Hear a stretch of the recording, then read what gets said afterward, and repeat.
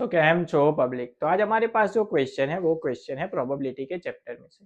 Question कुछ ऐसा है, हमारे पास two numbers are selected at random without replacement from first 7 natural numbers. If x denotes the smaller of the two numbers opted, then find the probability distribution of x and also find the mean of the distribution। यहाँ पे सबसे पहले तो हमको find out करने के लिए बोला गया है प्रोबेबिलिटी डिस्ट्रीब्यूशन। तो सबसे पहले तो समझते हैं कि प्रोबेबिलिटी डिस्ट्रीब्यूशन होता क्या है। प्रोबेबिलिटी डिस्ट्रीब्यूशन का मतलब होता है एक ऐसा टेबल जहां पे x की वैल्यू होगी एंड उसके अकॉर्डिंग उसकी क्या होगी, कुछ प्रोबेबिलिटी होगी। उसको अगर हम एक टेबल में लिखे तो ये होगा हमारा प्रोबेबिलिटी डिस्ट्रीब्यूशन, जहां पे x की वैल्यू आएगी एंड उसके अकॉर्डिंग उसकी आएगी प्रोबेबिलिटी ऑफ x।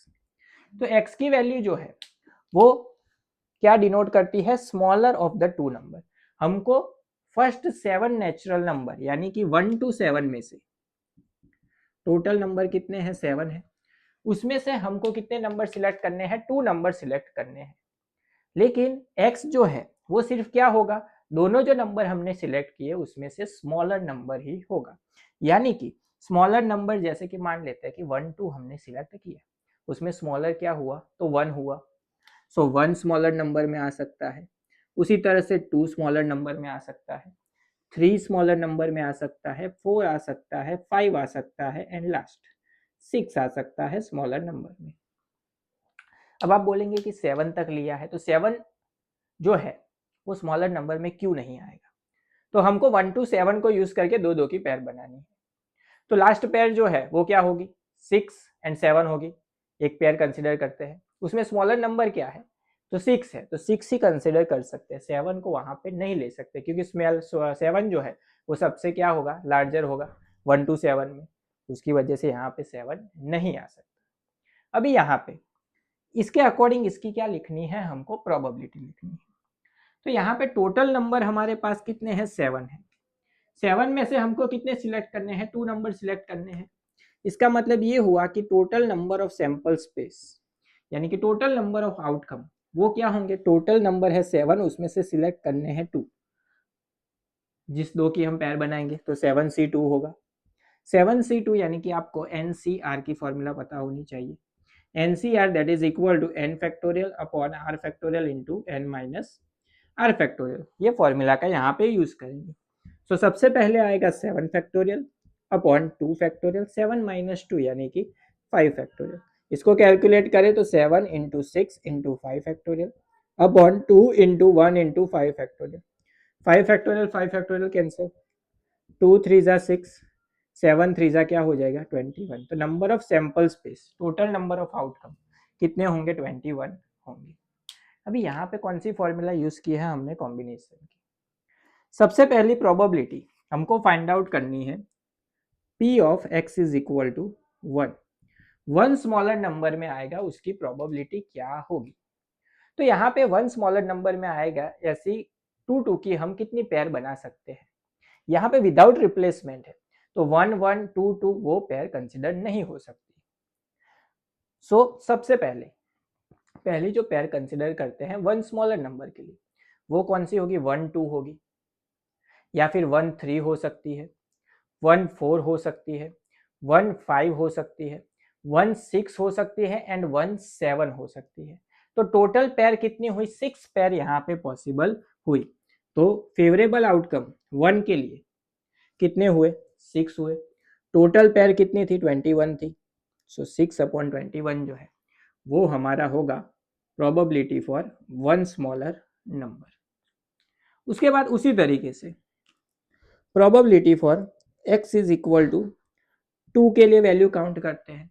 उसकी प्रोबेबिलिटी क्या होगी कि 2 स्मॉलर नंबर में आएगा। तो 2 के लिए कौन सी पेयर पॉसिबल हो सकती है, तो 2 3 हो सकता है, 2 4 हो सकता है, 2 5 हो सकता है, 2 6 हो सकता है एंड 2 7 हो सकता है। टोटल पेयर जो है वो कितनी हुई, 5 हुई। सो यहाँ पे पेयर जो है वो क्या होगी, 5। टोटल पेयर कितनी है, 21 है। सो यहाँ पे इसकी प्रोबेबिलिटी होगी 5 अपॉन 21। उसी तरीके से probability for x is equal to 3 क्या होगी, यानी कि 3 स्मॉलर नंबर में आएगा उसकी प्रोबेबिलिटी। तो कौन सी पेयर हो सकती है, तो 3 4 हो सकता है, 3 5 हो सकता है, 3 6 हो सकता है, या फिर 3 7 हो सकता है। टोटल पेयर कितनी हुई, 4 पेयर हुई।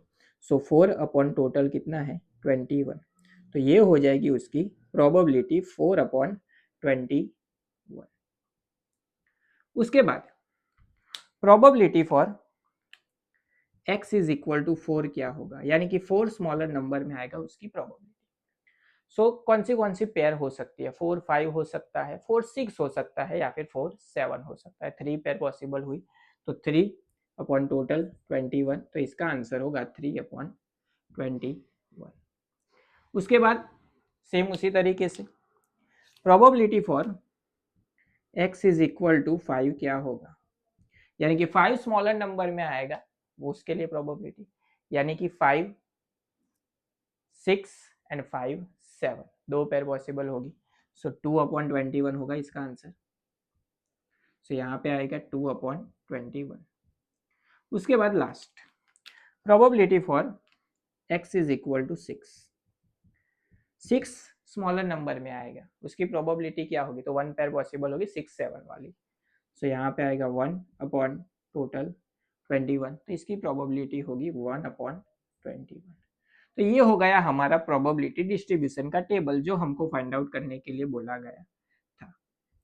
अभी इसके बाद यहाँ पे हमको फाइंड आउट करना है ये जो डेटा है प्रोबेबिलिटी डिस्ट्रीब्यूशन है उसका फाइंड आउट करना है मीन।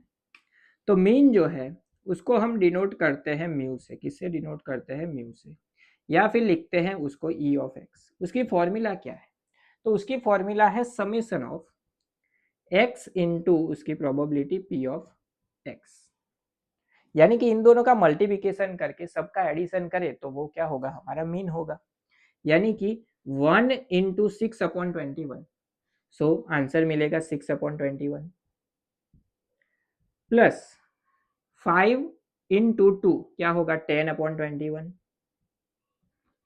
प्लस यहाँ पे मल्टीप्लिकेशन 3 इंटू 4 क्या होगा 12 अपॉन 21 प्लस यहाँ पे 4 3 जा 12 अपॉन 21 प्लस 5 2 जा 10 अपॉन 21 एंड लास्ट 6 इंटू 1 करेंगे तो क्या होगा 6 अपॉन 21। तो ये हो गई उसकी मीन की डिटेल। इसका एडिशन करें तो एलसीएम सभी का सेम है 21, सबका एडिशन कर लेते हैं तो 6 प्लस 6 क्या होगा 12, 12 3 टाइम्स है तो 12 3 सा क्या होगा 36, 36 प्लस 10 46, 46 प्लस 10 क्या होगा